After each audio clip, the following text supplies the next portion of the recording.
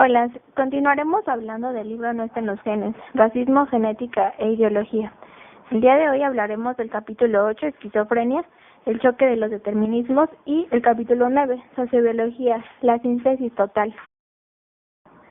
La acotación de la locura como territorio médico es un fenómeno bastante reciente.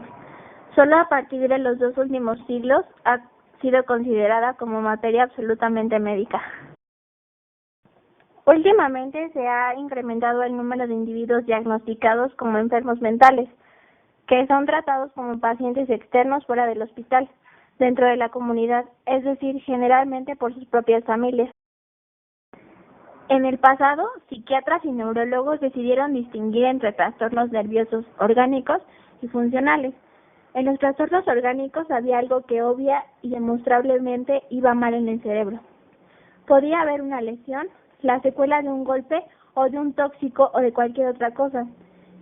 Por el contrario, los trastornos funcionales, esquizofrenia, depresiones, paranoia y demás, eran trastornos de la mente que no podían atribuirse a ningún daño obvio del cerebro. En la psiquiatría contemporánea, si hay un trastorno mental, debe estar asociado a algún tipo de hecho molecular o celular anómalo en el cerebro. De hecho, hoy en día la psiquiatría biológica divide los desórdenes en neurosis, como la ansiedad y psicosis, de la que la esquizofrenia es ejemplo principal y la forma más común de enfermedad mental diagnosticada en la actualidad. El caso de la esquizofrenia. Actualmente está tan extendida la creencia en que la psiquiatría ha demostrado que el trastorno es biológico, que si el asunto falla aquí, donde es más fuerte, entonces debe ser aún más débil que en cualquier otra parte. Particularmente las explicaciones bioquímicas y las genéticas propuestas para la esquizofrenia. En la actualidad, estas explicaciones están fuertemente implantadas en la psiquiatría y en la medicina establecidas. Bien, ¿qué es la esquizofrenia? Esquizofrenia significa mente dividida. El cuadro clásico de un esquizofrénico es el de una persona que se siente lo fundamental separada del resto de la humanidad.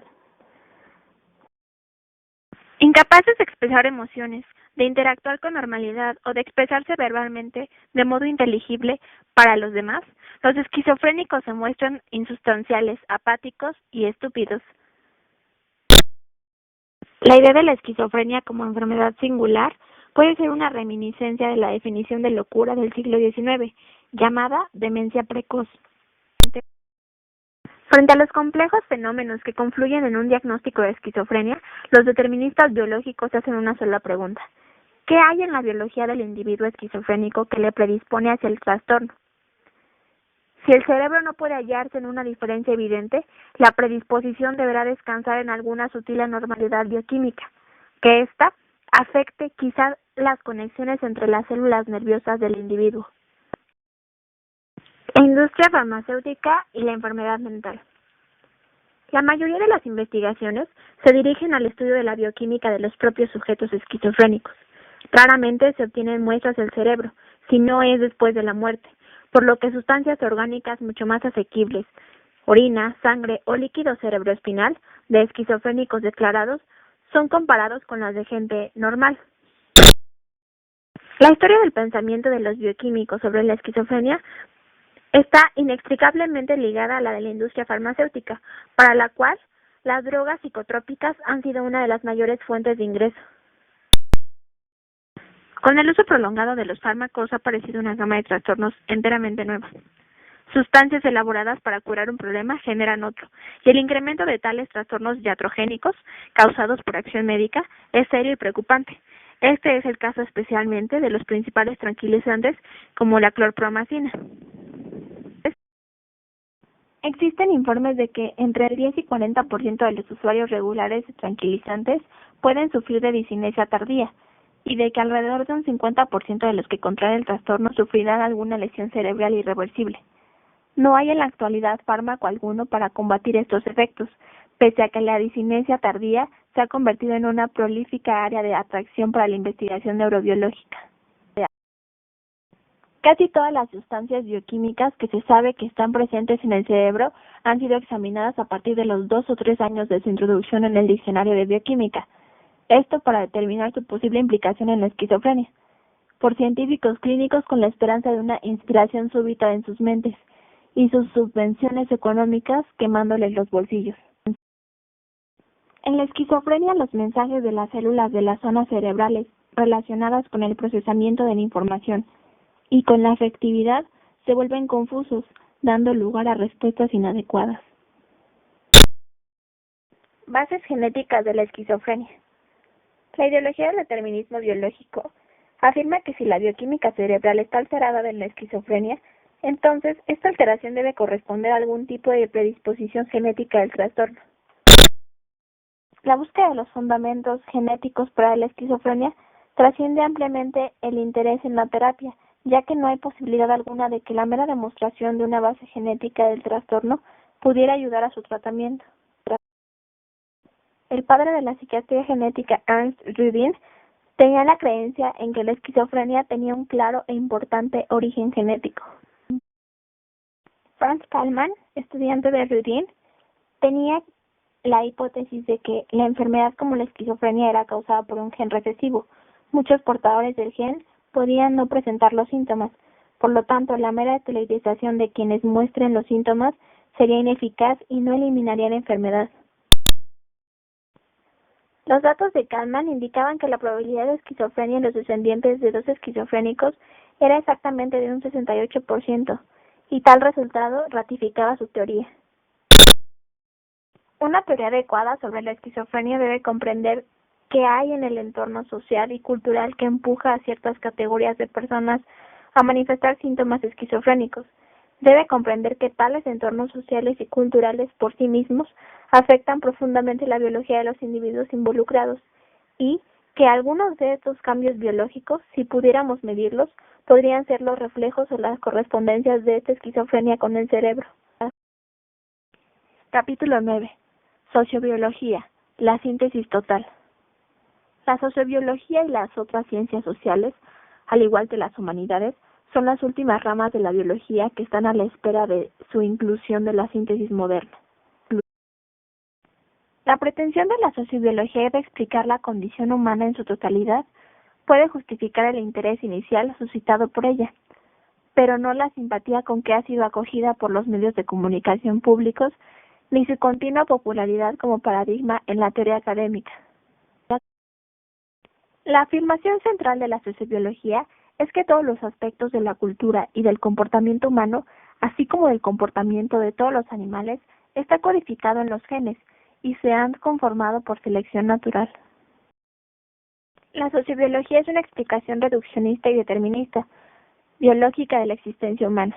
Sus partidarios sostienen, en primer lugar, que las particularidades del orden social actual y pasado son la manifestación inevitable de la acción específica de los genes. En segundo lugar, mantienen que los genes particulares que constituyen el fundamento de la sociedad humana han sido seleccionados durante la evolución, debido a que los rasgos que determinan redundan en una mayor capacidad reproductiva en los individuos que los poseen. El argumento de la sociobiología. La sociobiología como teoría de la sociedad humana se articula en tres partes. En primer lugar, una descripción del fenómeno que se pretende explicar es una descripción de la naturaleza humana, y esta consiste en una lista extensiva de características que se consideran universales en las sociedades humanas, incluyendo fenómenos tan diversos como el atletismo, el baile, la cocina, la religión, la territorialidad, la actividad empresarial, etc. En segundo lugar, los sociobiólogos afirman que las características universales están codificadas en el genotipo humano. Los sociobiólogos mantienen por lo menos que el contenido específico de la organización social humana supuestamente universal es en sí mismo una consecuencia de la acción de los genes. No se trata de que el complejo sistema nervioso central humano permita a la gente creerse dioses, sino que el genoma humano exige que lo hagan. El tercer paso en el argumento sociobiológico es el intento de demostrar que los universales sociales humanos genéticamente determinados han sido establecidos por selección natural en el curso de la evolución biológica humana. El carácter innato del comportamiento. La declaración central de la sociobiología es que el comportamiento social humano está en cierto sentido codificado en los genes. En ocasiones se defiende que un solo gen codifica un rasgo determinado.